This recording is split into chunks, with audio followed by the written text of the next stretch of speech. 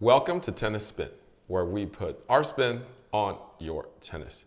Today, I'm going to talk to you about the new official timepiece of Tennis Spin, Pro Tek. All right, guys, so as you guys know, you probably never seen me with a watch until the past few weeks, months. But since I've put on my Pro Tek watch, I haven't been able to take it off. And I've learned about this watch from my buddy, Coach Pablo. So I asked for an interview and I've asked for an introduction to Barry Cohen, who's sitting next to me right now. He's the managing partner of Pro Tek. So Barry, welcome to Tennis Spin. Tell me, where did you come up with this Pro Tek watch, or the watches? All right. Well, first of all, thanks for having me. Appreciate being here with you guys to talk about watches. I've been in the watch business now for several decades. I had founded another brand called Luminox decades ago, and the hallmark of that brand was an unsurpassed self-powered illumination system that was enabling, frankly. It allowed the viewer, the wearer, to see time at a glance, no matter the light condition, including complete darkness for 25 straight years. So it was a breakthrough technology. This technology really came out of military products, but my reasoning was, if this is enabling, why don't we put it into a timepiece? Because we're not always awake in daylight. And there are plenty of people who work night shifts, and hunters and fishermen and people like that go out before dawn. And so it makes sense to be able to see time at a glance. That's basically what we did. I ran that business for 27 years. I sold that in 2016. And I've been making other watches, but I was kind of itching to get back to what I'm calling my lane. And that would be this area, this category of watches with self-powered illumination. So I came up with the brand name Pro Tek, which has a meaning, and decided to come back at it into this category and launch a new brand called Pro Tek. We launched it a little over a year ago. The name of the brand has meaning. Pro is for the professionals, Tek is for the illumination technology.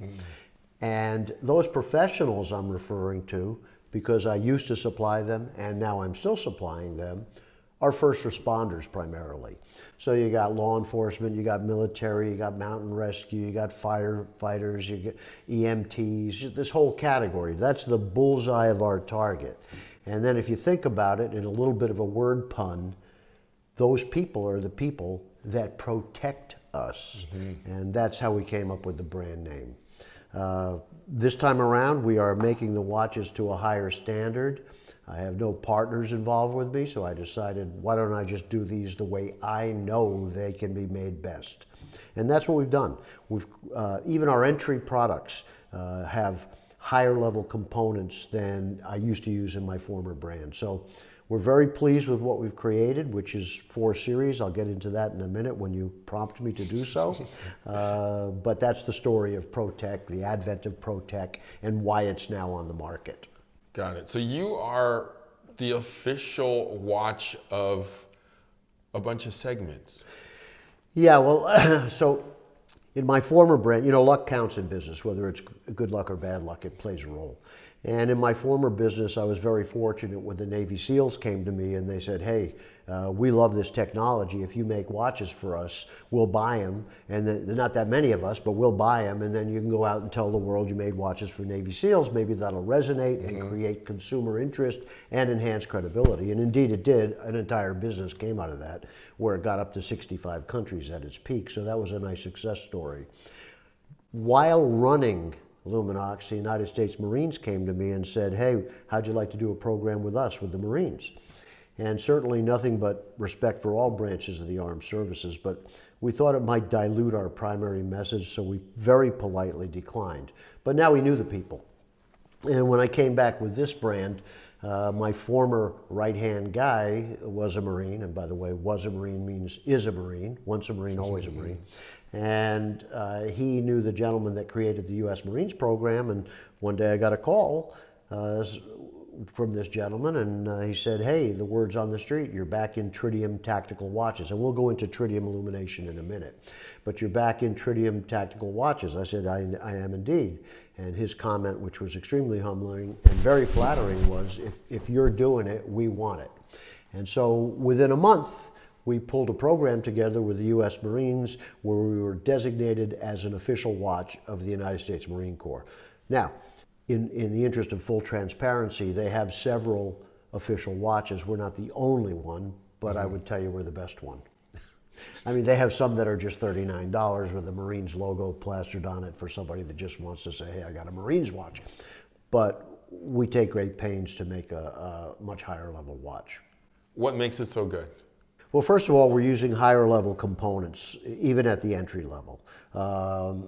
Right off the bat, the number one thing is this illumination technology. And once you wear this lume, you kind of get hooked. It's really what you're going to want to wear. Tell me, Barry. Well, that's UV. Don't Oh, shine this it UV? Don't shine it in someone's eyes. But there you go. You're wearing glasses. I might destroy your eyes some more. But let's shine a light on your watches Okay, here. let me describe. I'm gonna let you hold Let me it. describe the lume. So, we also build all of our watches, by the way, in a dust-free, temperature and humidity-controlled clean room environment. So that's part of what makes them so good. Our defect rate is well below 1%, usually below 0.5%. If you use higher-level components, if you build in the proper environment, like we are in both instances, the net result will be a higher level quality of watch. Any and all watches are manufactured in an assembly facility. There's all different levels of assembly facilities. As I said, we're using a clean room condition. But we have an added step, and that's this illumination. So that's really done in a separate factory in Switzerland, where I'll describe the lume to you, and I'll speak quickly because there's a lot to digest. We take borosilicate glass tubes, that's like Pyrex, a cooking dish. It's stretched down to 1/3 of a millimeter to 2/3 of a millimeter. Those tubes are then filled with a glue. Under magnification goggles that the people in the factory are wearing, they examine that the entire tube has been coated with the glue. Then a phosphor powder is poured into the vessel. Again, magnification goggles to make sure the entire vessel is coated. One end of these tubes are about 2 feet long. One end of this tube is sealed with a CO2 laser to get a nice round ending on the tube. This now goes over to vacuum machinery, where the tubes are inside of, it kind of looks like an incubator for a baby that's in an incubator. It's about half the size of this table, and the tubes are attached to connectors. And the people are in there with arms inside of the gloves to attach them. And the reason it's done inside a vacuum is we're able to pump more tritium gas into the tubes, and that's what's causing the glow. So tritium gas is H3, hydrogen is H2, so they call it heavy hydrogen. The tritium gas is pumped into these tubes, and then it's sealed with a laser. And again, because it was done in a vacuum, more tritium will go in. Now you have a 2-foot piece of glass with heavy hydrogen, tritium inside it. Well, the tritium emits beta, and the beta will cause the phosphor to fluoresce on its own for 25 straight years. No need for light to hit it. Conventional lume has what's called photoluminescence, where light hits the dial, it absorbs the light energy, and then it emits back, and you see it only in darkness, you don't see it in the daytime. Ours needs no light to hit it. So we could literally manufacture the watch, wrap it in a towel, put it in the bottom of a closet somewhere, go into that closet 15 years later, open it up, it's glowing.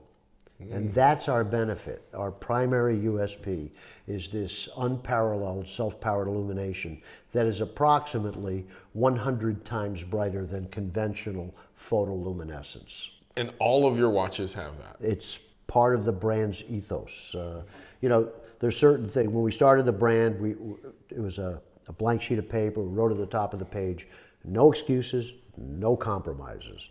And that's how we're approaching this brand. So it's really about quality first and foremost. And then that primary USP, this illumination system, runs through the whole brand, yes. Got it. So let's talk about the various lines. You have 4 major lines? 4 collections at this point. Got it. More coming for January. But, Okay. So at this point, we launched with 3. So we wanted a carbon composite dive watch, which is what we have here. We wanted a steel dive watch, which is what we have here, and a titanium field watch here. I see. So we launched with those 3. Then, after the Marines program came to be,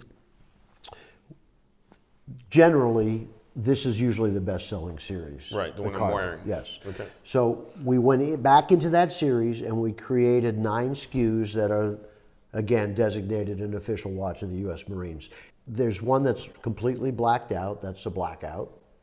And then there's 4 sets of 2, where you have a color accent that's used on the crown for the grip and a slight trim ring inside the dial. We also make each of those with a matching strap. And those colors are the Pantone colors that are official colors of the United States Marines. Got it. So let's go over this line right here. Okay. Leather straps. Is that for like going to like a party or wearing my suit? You know? All right, so this is truly a knockaround. This is knockaround stuff, beat Right. the crap out of it type of watch. Right.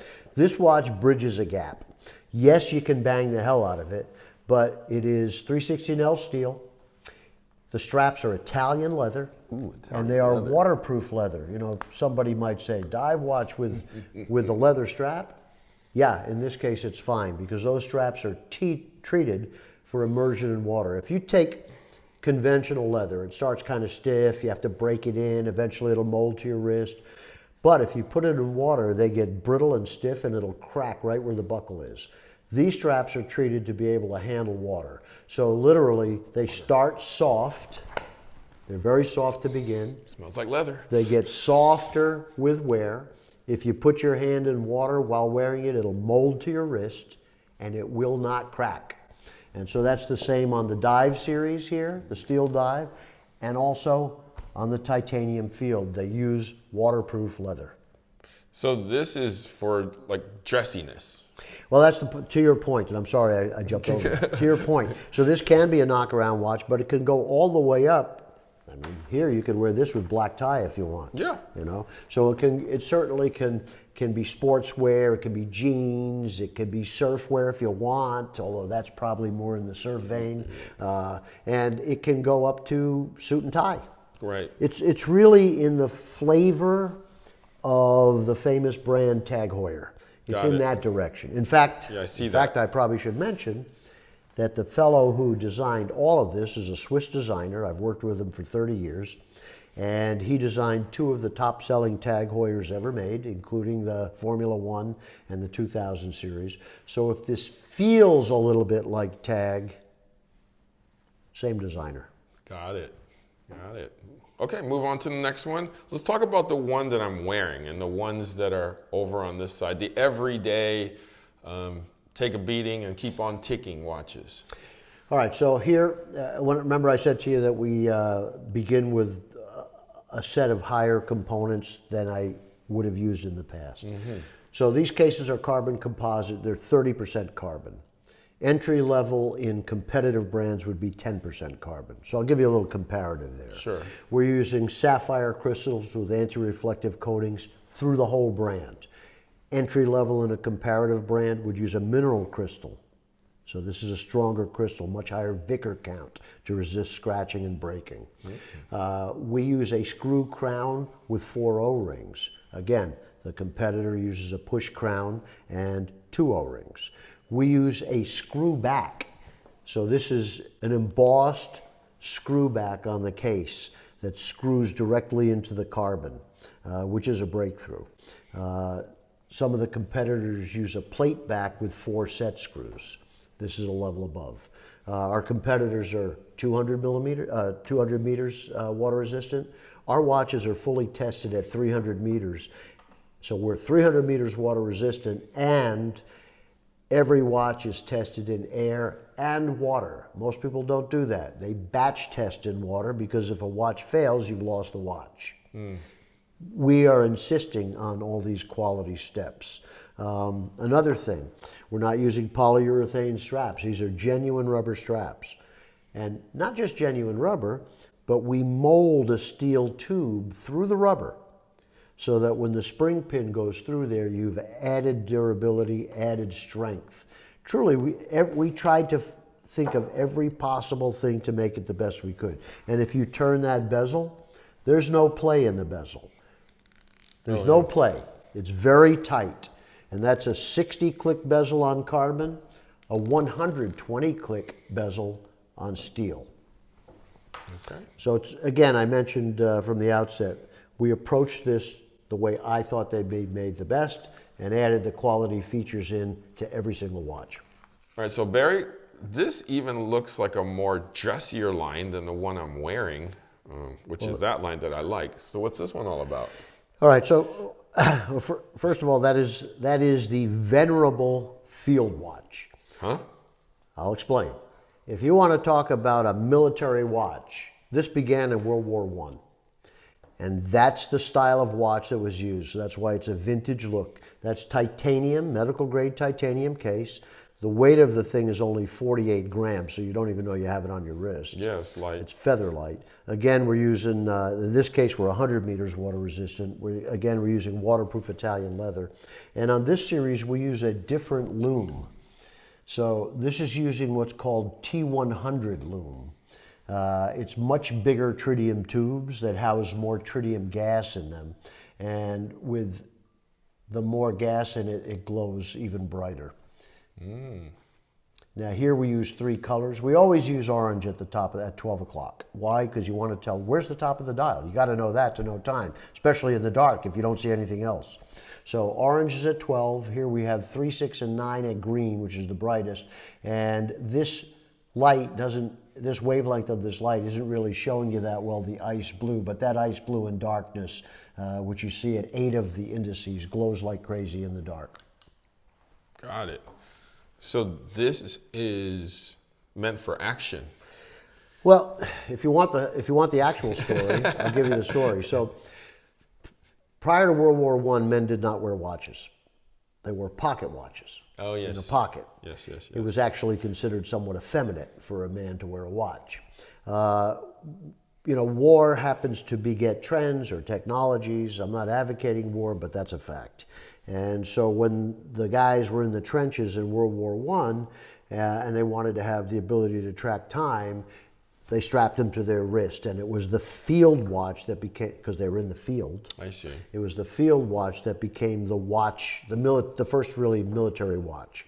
And so that's really how that came to pass, and how watches got onto guys' wrists. Now, Got it. Now, as long as we talked about loom, I'll also mention this. At that time, nobody knew that radium was a noxious substance, and so those dials and hands were painted with radium paint. Mm-hmm. A lot of the people that were working in the factories died young from poisoning. Mm-hmm. And but nobody knew, of course. And then between World War I and World War II, there was a move to what's called tritium paint. And tritium paint was the staple of luminous time. That's photoluminescence, needs light to hit it, gives back a glow. That was the staple of luminous time until the very late 60s when Seiko started to pioneer their loom technology, which today they call it LumiBrite. It's essentially superluminova. Superluminova comes out of Switzerland. It is a photoluminescent technology. It's a liquid that's painted on. It dries, becomes a solid. Same situation. It absorbs light energy, and that can be any kind of light, daylight, incandescent, halogen, any kind of light. The sun, of course, is the best. And then it gives back a glow, but it needs to be recharged by an external light source to sustain the glow. Right. That's our difference. That's our point of difference. We don't need any external light. This thing glows on its own. Got it. And then finally, the line over here, which is... Okay, so that's our USMC collection, the Marines collection. And this collection is really an offshoot of our carbon dive basics. Again, here we're using the exact Pantone colors that are US Marine official colors. The watch is essentially the same watch, but the dial is set up differently to express the United States Marine Corps. And then, of course, the case back, which you can see here, is an embossed United States Marines logo. Is it my imagination, or are the faces bigger on these? Identical. These are all 42 millimeter cases, and a case is measured from edge to edge without the crown. These are all 42 millimeters. These are 42 millimeters. These are 40 millimeters. Can these be gotten in another size, or is it just 42s? Just 42. I see. That's not to say that we couldn't make them in another size. That's a whole other story. Over the last, I'd say 10 or 15 years ago, we started to see watch sizes get bigger and bigger and bigger to the point of absurdity, actually. There were watches that were, there were watches that were 50, 55 millimeters, like wearing a clock on your wrist. Right. Now, I'm not that big a guy, so for me, it was hanging over my wrist. But it was the trend, so you had to do it. Now, in the last, I'm going to say about 7 years ago, Oris came out with a 36 millimeter men's watch, and the whole world said, "What? That's a woman's size." But I'm glad they did it, because it was a harbinger of what would come and follow it. And today we're seeing watch sizes come down to some semblance of normalcy again. We're seeing a lot of men's watches that are below 40 millimeters. But when we make we make a macho brand. And so if you're going to make a macho brand and you want to appeal to first responders, we couldn't get smaller than 42 millimeters. That would be too small. We think it's a happy medium. It's a much more wearable size. You know, I took the brand to the SHOT Show, Shooting, Hunting, and Outdoor Trade, the past couple of years. And I waited for someone to say, "Oh, that's too small, that's too small." Now, one person said it was too small. In fact, several of and those are, you're talking military and law enforcement predominantly. Several of those people said, "Oh, this is a much more wearable size than some of the older stuff you used to do." Because again, I used to make 44, 45, 46, 47. These are 42.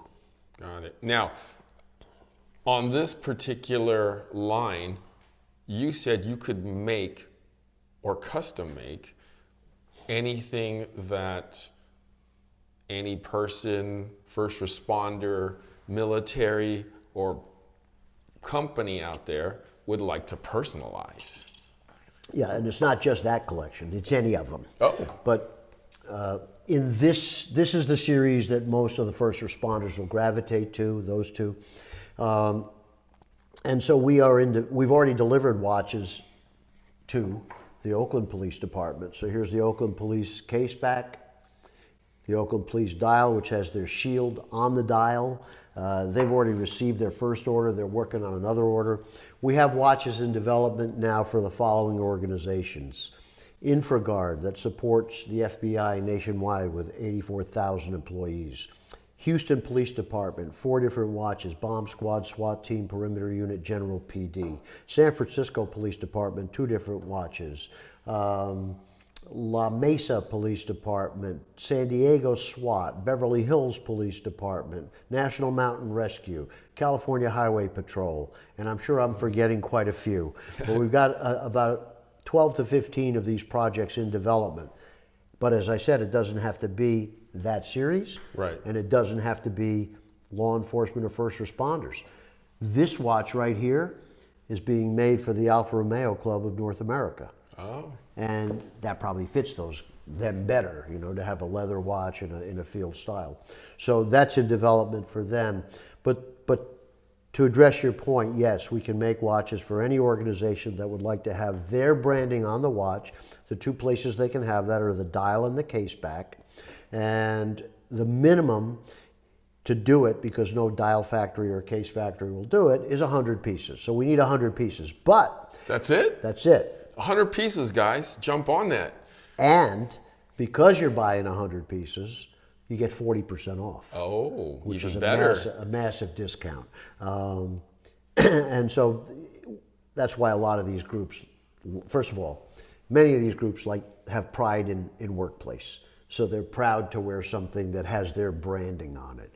And then they capture the benefit of getting a massive discount as well. So if any of your sphere of influence has interest in this, we'd love to make it for them. Definitely. If you're a watch connoisseur, you want to, post your brand, post your company, and reward your employees, 100 is all it takes, guys. Barry's waiting for you. Dial me up. But there's other, you had asked about other affiliations or associations. Right now we're in the midst of developing a brand new website. Our website is protekwatch.com, and that's Protek watch.com. Presently, it kind of reads like a big landing page, you know, which has watches for sale, of course. We want to, in today's day and age, you got to sell direct to the consumer. Totally. In addition to retail stores. So we're in the midst right now of developing a brand new website that'll be completely, vastly different, much more experiential, numerous pages, contents of things you can go to. One of the pages, we'll also have a page on the website that talks about what they're saying, what are customers saying about us, which thankfully has been phenomenal, a bunch of phenomenal comments. People are loving the product. Another page on the site will be called Affiliations, Associations, and Partnerships. And this is one of them. So we'll have a nice section on our website talking about Tennis Spin, talking about you guys, and how proud we are to affiliate with you. Why do we do this? Because when the customer lands on our site, we want them to not just be able to buy watches. Of course we want them to be able to buy watches, but we want them to come away with a visceral feeling that we're engaged in a lot of areas, because I think it adds credibility for the whole brand if consumers can see that, oh, they're doing this and they're doing this and they're doing this. So a couple of the things we're doing. We joined up with Blue Marble Exploration. This is underwater scientific research in the Blue Hole in the Bahamas at 650 feet with submersible basically mini submarines. I had worked with the fellow who owns this nonprofit in another program in the past, and he called me up and said, why don't we affiliate again? And so we are. We're affiliated with iWaterman. So in Hawaii, there are lifeguard legends. Hawaiian lifeguards are a different breed. They developed all the protocols that are used for ocean rescue around the world. In fact, they're so good at it, they train U.S. military and U.S. Special Forces on expediting ocean rescue and the use of the jet ski to do so. So a tangential company from the lifeguards is called iWaterman. It's run by some of the lifeguard legends that own the company. And they train U.S. military, including Navy SEALs, all year long on expediting ocean rescue. In fact, I was at the SHOT Show that I mentioned to you, a Navy SEAL from Virginia came by the booth, and I showed him all of the watches we have, and I said, do you want to look at our Hawaiian Lifeguard watches, which is another brand we do?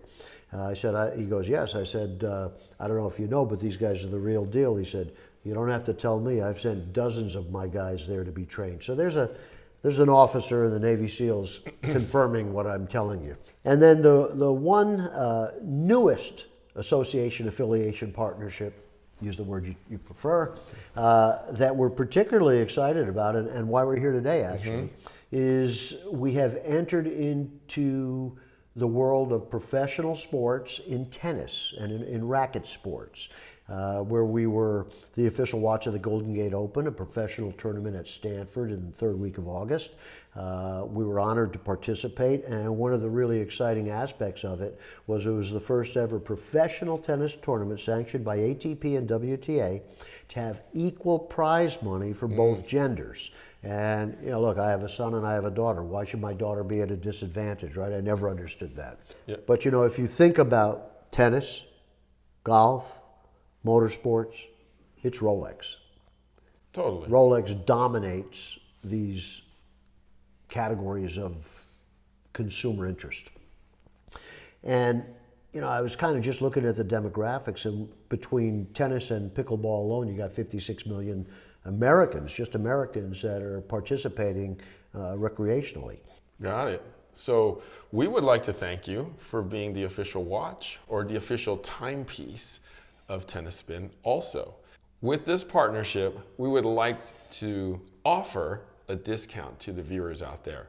There will be a link below. Enter code TENNIS for your discount. Thank you, Barry, for our partnership. And hey, try out the watches. There's a lot to choose from. Thank you very much for having me. Proud to be affiliated with you. All right. Guys, thank you for watching Tennis Spin, where we put our spin on your tennis.